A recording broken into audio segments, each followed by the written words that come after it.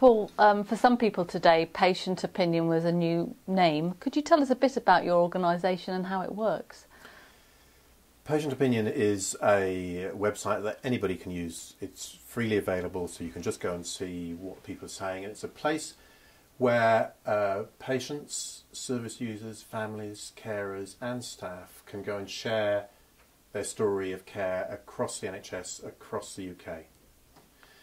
Our aim then is to publish them. We preview everything before it's published. And we publish 98% of what we get.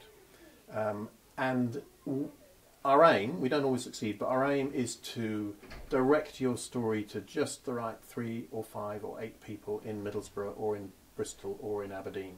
So the person responsible for the service you went to, and maybe the GP commissioners and maybe a patient group, if it's about Parkinsonism, might be Parkinson's UK, are automatically alerted to your story and can respond if they wish.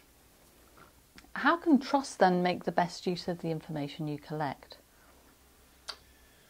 Well, I think the base level is for them to register, which is free on the system, and that means they'll automatically get alerted to stories about them, be able to respond, and to log when they've made a service improvement.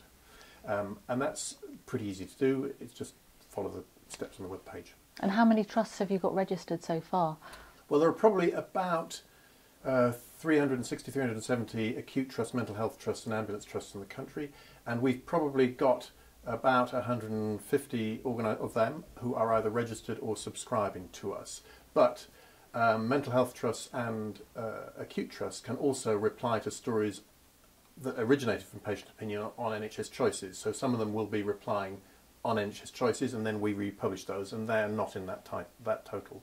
We've heard that, that there's a growing use of the web and social network media in your presentation and also in the seminar on information, and it's undoubtedly an unstoppable force. But many patients in hospitals are elderly and frail. These forms of communication not appropriate for them? I think that obviously is an issue, and also people for English isn't their first language. It depends what you think these systems are doing. Patient opinion is not intended to get a story from everybody. It will never be representative. It's always people who are saying thank you, which is about 45% of stories, and people who are dissatisfied in some way. So it's never going to replace surveys or be statistically valid.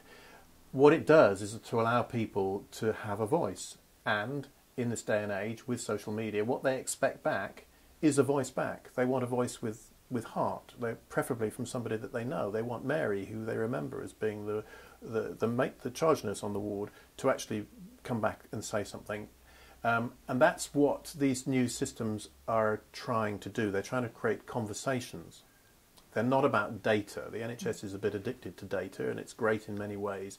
But actually this cuts to the chase. It says, okay, my mum was in the hospital, and the sandwiches that she had to eat every lunchtime were always wrapped up in cling film, and there was so much cling film on it that she couldn't unwrap them, and she never ate lunch. Now, you don't need more data for that. You just need to say to somebody in the kitchens, hold the cling film, save some money, use a quarter of what you're using. And it's that kind of thing at scale that I think patient opinion, really little things often, sometimes not, but where patients can see things that could be better, and a way of collectivising that wisdom, directing it to just the right people in the system, giving them credit for actually making an improvement so they can log it and say what they've done. And that way the whole system edges towards better services without needing everybody to be involved and every language to be translated into every language, because that's really important in some particular areas like clinical interactions, and we should put the effort into that rather than spending loads of money to necessarily do patient opinion in Somali. Do you think that patients are more willing, more comfortable with expressing a view about the care that they had after the event than at the bedside, for example? I think you get different things. If on handhelds, on trackers, I think you get lots of useful information, essentially about hotel aspects. Was it clean? Was it timely? Did I wait? All that sort of thing, and that's great.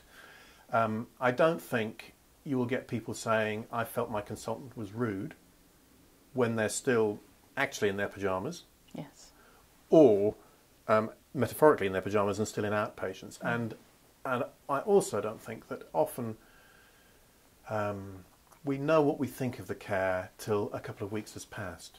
And it's only then that you'll think, okay, well, actually I wasn't so angry about the consultant on reflection, but I really wish that the place had been a bit cleaner, or whatever it is.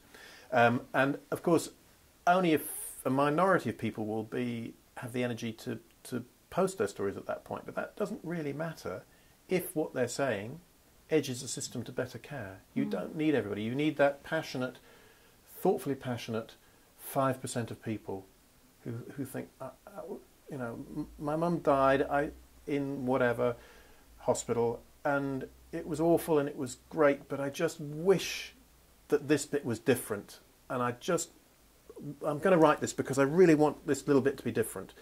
And they write their story, and then the system should take that and reply and make it better, because that will help the system, but it also helps this person here.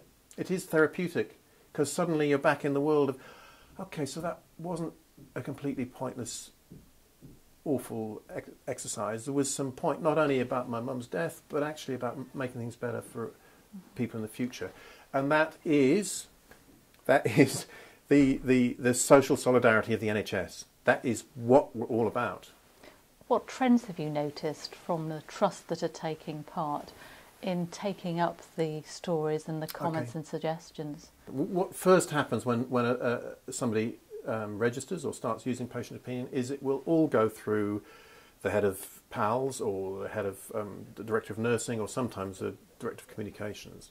And that's great because they learn what's happening and what's being said about it. As trusts go beyond that, they'll start, because that creates a bottleneck. Yes.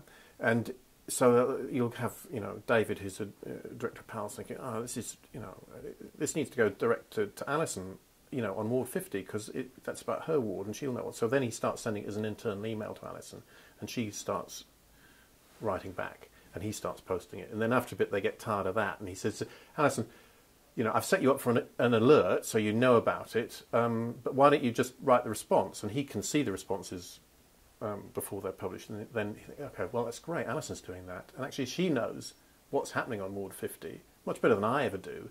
So what you begin to get is increasing numbers of people at the front line responding, and they will typically write much better responses if they get the right people. It's not everybody's cup of tea, this, but the trust can decide we want Mary to do it, but not Peter. Peter's still notified, but he can't reply. But then you get an increasing number of people who do have the right to respond about their own area. They can't respond about somebody else's area. But they can respond about their own. Are you noticing that the more that the issues are resolved, it's encouraging more people to post their stories?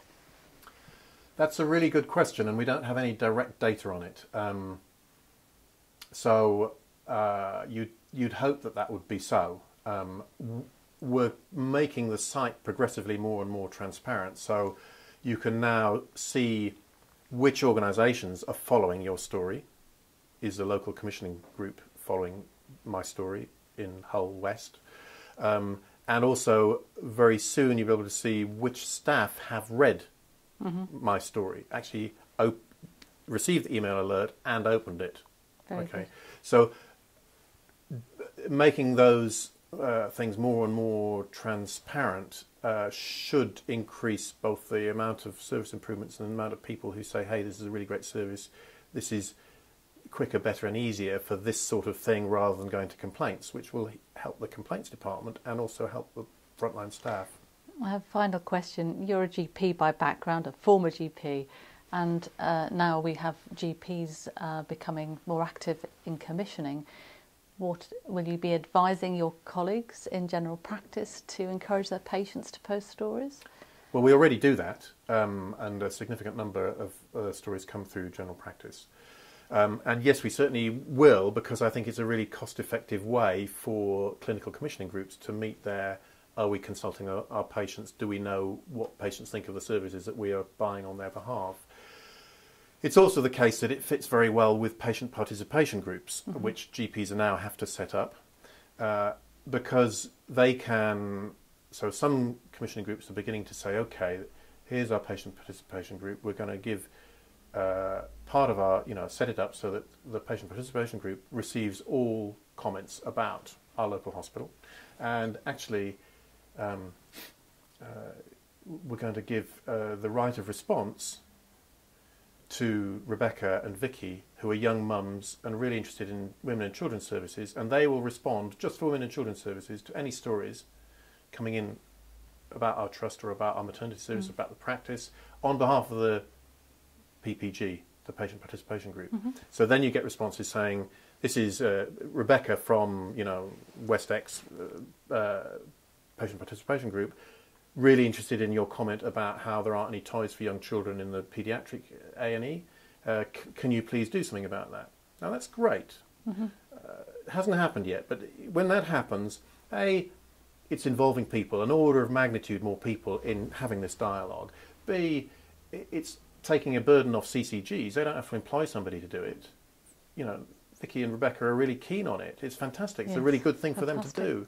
So, and then I don't know what will happen. People are continually using the platform in ways that we'd never imagined, and that's great. Fantastic. Thank you very much for sharing your experiences, and we wish you all the best. Thank you very much.